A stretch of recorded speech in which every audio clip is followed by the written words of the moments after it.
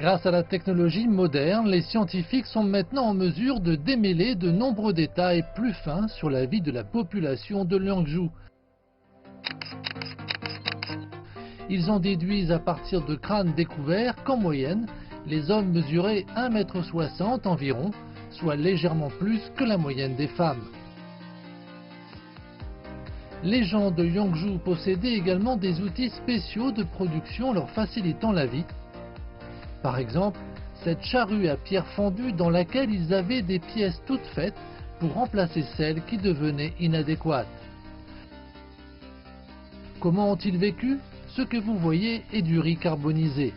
Les archéologues en ont trouvé 180 tonnes dans un grand grenier. De plus, leur nourriture comprenait également des protéines animales et du collagène provenant d'animaux comme des porcs.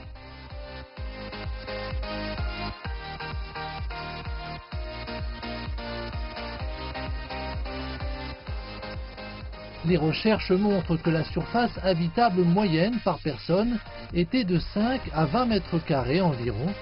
Sur les toits, des persiennes assuraient la circulation de l'air dans la pièce, un système pour le moins ingénieux. Quand les gens de Liangzhou voyageaient, ils le faisaient avec style. Ils étaient en effet très habiles dans la fabrication de radeaux en bambou.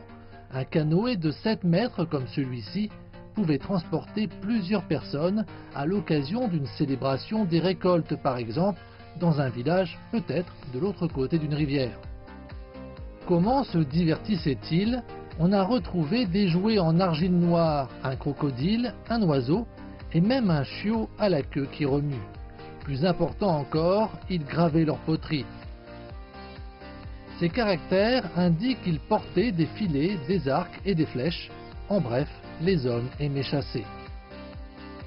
Les femmes de Liangzhou étaient très sensuelles. Regardez ces bijoux en jade. Aujourd'hui, on dit que les femmes n'ont jamais la bonne paire de chaussures pour créer la tenue parfaite. Eh bien, il y a 5000 ans, elles étaient toujours en quête d'un bijou supplémentaire pour les rendre encore plus belles.